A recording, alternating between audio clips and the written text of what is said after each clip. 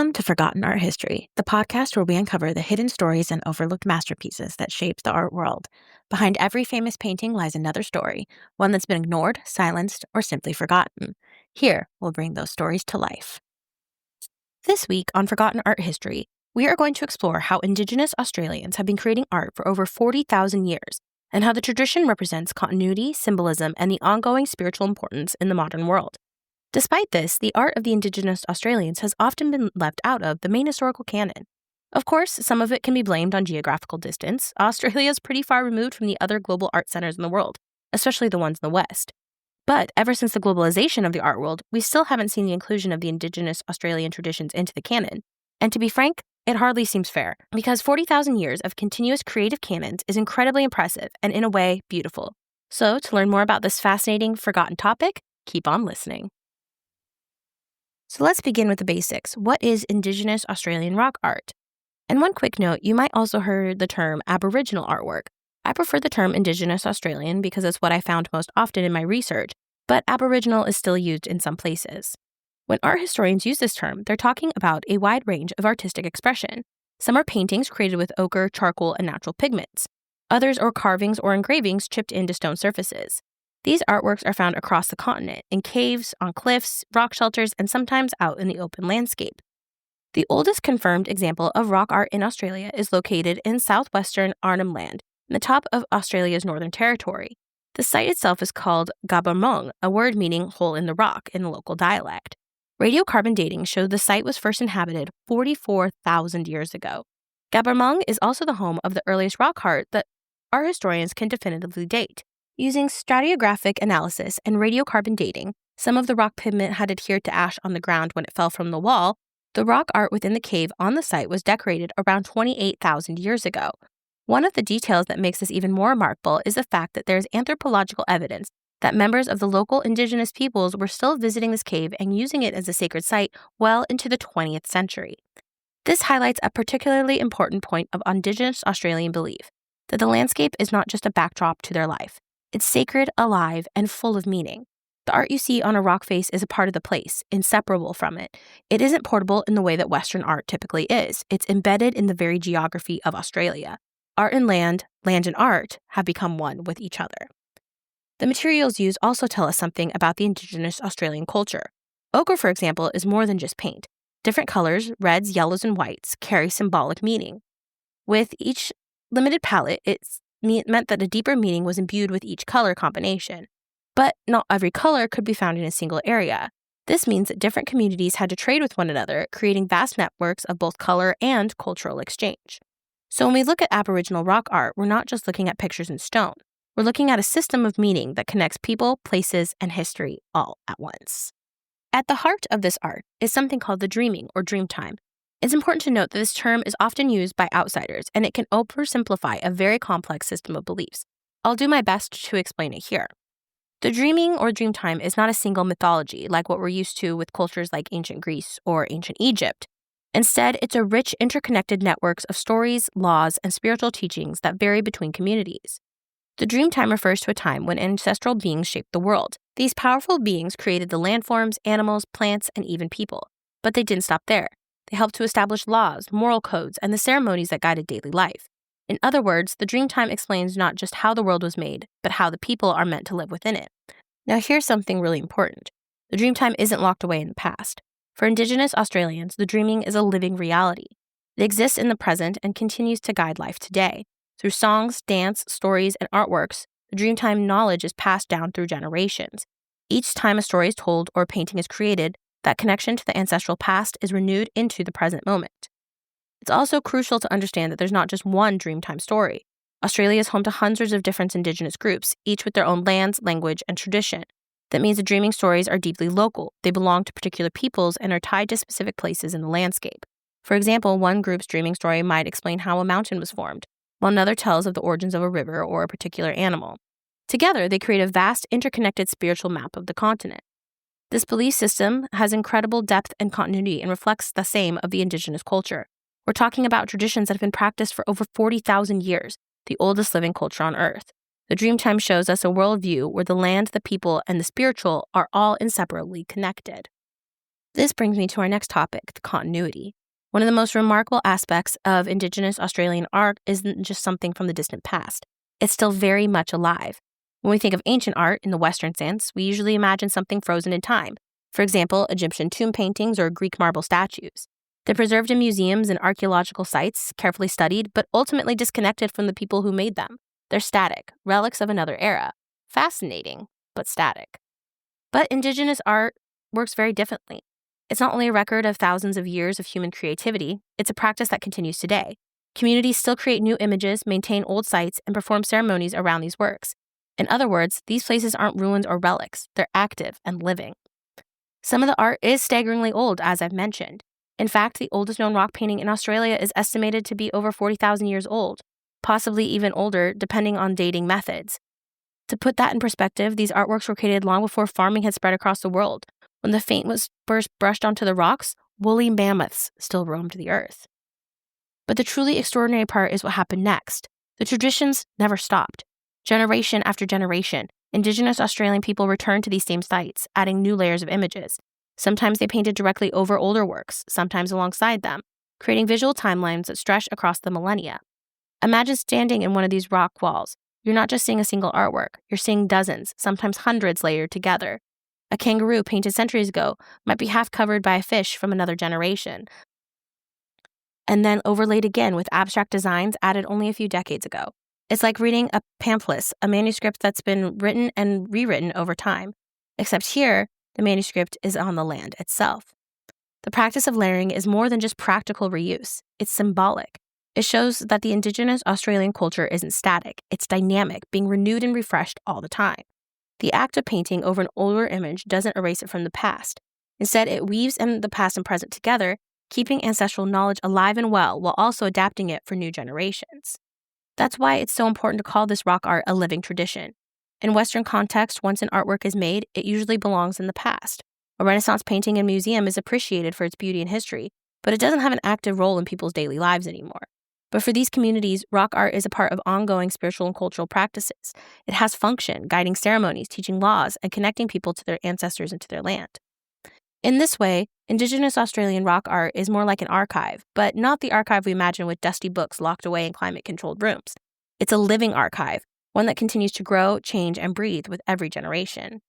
And that continuity, stretching across tens of thousands of years, is one of the most powerful examples of cultural resilience anywhere in the world. Despite colonization, despite displacement, despite enormous pressures from outside forces, Indigenous Australians have maintained one of humanity's oldest creative practices. So when we talk about this rock art, we shouldn't just think of it as something ancient. We should think of it as something ongoing. The same tradition that began with humanity's early artists is still alive today, carried forward by the descendants of those who first painted animals, ancestors, and handprints on stone so long ago. To me, it's a humbling reminder that art doesn't have to be trapped in the past. It can be continuous, evolving, and profoundly alive. Now, let's talk about some sites. The first one I'm going to talk about is Kakudu National Park in the Northern Territory. It's a UNESCO World Heritage Site, not only for its beautiful natural environment, but for its cultural importance. Kakudu is one of the largest concentrations of rock art in the world, with thousands of individual paintings spread across hundreds of sites. The art here spans at least 20,000 years in history. Some paintings shows animals like fish and kangaroos in remarkable detail, but others also capture scenes of daily life. What's fascinating is there's even images of outsiders, like ships and figures wearing European clothing, painted after contact with colonists. This shows how the art tradition continued to adapt to document new experiences. A particularly famous site in Kakudu is Ubir, where rock walls are covered with vibrant paintings.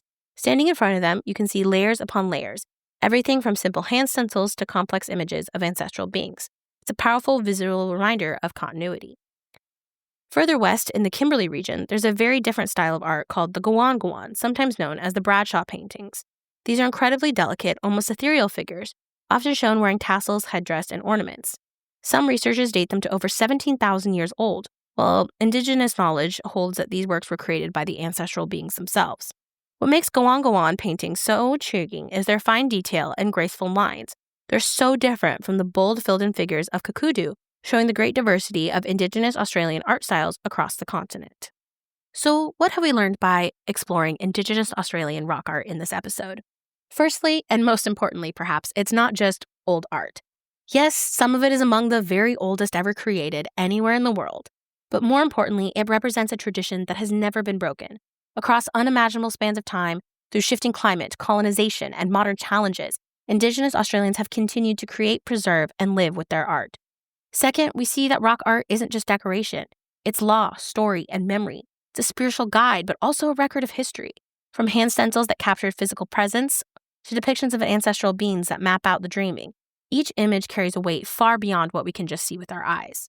Third, we've seen how this art continues to matter today. From Indigenous communities, there are sacred places, active sites of ceremony and teachings. For the rest of the world, they stand as a reminder of the resilience of human creativity and the importance of respecting cultural ownership. And for all of us, they are treasures of humanity, demanding care, protection, and reverence. The continuity of Indigenous rock art challenges the way we think about time and tradition. In Western frameworks, we often divide history into ancient and modern, as if the past and present are completely separated. But this rock art refuses that division. It shows us that the past can live in the present, the tradition can be renewed again, and art can be both ancient and alive. As I close this episode, I want to leave you with a thought. When you look at an Indigenous Australian rock art, whether in a photograph, a museum panel, or if you're fortunate enough, at the site itself, you're not just looking at marks of stone. You need to remember that you're looking at the world's oldest living artistic tradition. You're looking at resilience, connection, and the power of creativity that can last over 40,000 years. And that, my friends, should inspire us all. Because if art can carry knowledge, memory, and spirit across that kind of time, it shows just how essential creativity is to being human. Historically, the system was stacked against Indigenous Australian art. Institutional practices and categorization led directly to its undervaluing and relegation to the margins. During the 19th and early 20th centuries, Indigenous Australian artifacts were collected and displayed almost exclusively in scientific and general museums, alongside natural history material. Crucially, they were rarely, if ever, seen in art museums or private galleries. By the mid-20th century, Indigenous art was placed firmly in the primitive anthropological category. Academic thought mirrored this segregation. For a long time, serious consideration of Indigenous Australian art was confined to university departments like anthropology and ethnography, rather than art history. Early institutional focus centered purely on specialized ethnographical and anthropological interests in artifacts versus the art. This anthropological framing was heavily influenced by outdated concepts. Researchers used social evolutionary theory, viewing Indigenous Australians as being the, quote, lowest rung of human ascent, moving from, quote, savagery to barbarism to, quote, civilization. Early collectors, such as Baldwin Spencer, explicitly interpreted Western Arnhem landmark paintings as a revelation of the most primitive art in the world, believing these works dated back to the Stone Age tradition of rock art. In the marketplace, the status resulted in low valuation. The trade in Aboriginal artifacts was restricted to low-priced tourist souvenirs. Dealers in the 1960s and 70s advertised using labels like tribal, primitive, or native art. An unfortunate irony persisted. Artists were usually damned by the very act of engaging with the market. Making these works for sale implied a break from tradition and thus a contamination of their cherished, quote, primitive status. But by the second half of the 20th century, there was a shift, driven by changing social attitudes, market demand, and critically, individual Aboriginal activism. The adoption of the category contemporary transformed both the visibility and value of this art. The move came in the context of Australia slowly abandoning a history of racist cultural practices, spanning from the time of the Indigenous Australians achieving full citizenship in the mid-1960s to the 1990s focus of reconciliation. A growing awareness replaced the earlier anthropological interest. It became clear that Indigenous art, which taking new and often vivid contemporary forms, was not only important, but clearly the most interesting aspect of Australian art in the eyes of the rest of the world. The increasing use of the term contemporary was explicit effort to counter the, quote, primitive and modern binary that had defined art until the early 1980s. Indigenous activism was central to focus the inclusion of the term Australian art marketing and discussion. Today, this new categorization translated directly into institutional inclusion and a massive market success. Art museums began vigorously repositioning Indigenous art in the 1970s and 80s. The result? By 2000 or 2001, no major collection or comprehensive survey of Australian art could plausibly omit Indigenous art. This was a huge triumph. Furthermore, by the 1990s, it became normal practice for Indigenous art to be included alongside non-Indigenous art in major survey exhibitions. This acceptance rocketed valuations. At the start of the 21st century, Indigenous Australian art achieved the highest prices in the art market among living Australian artists.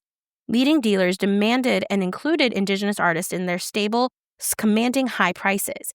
Major paintings by Indigenous artists are selling for well over $250,000 Australian dollars, which for those of us outside of Australia is equivalent to about $150,000 US. This change from primitive to contemporary to included is why these conversations are so important today. You've been listening to Forgotten Art History. Don't forget to subscribe so you never miss an episode. And if you want to keep the conversation going, connect with me at accessible.art.history on Instagram. Let's keep discovering art together.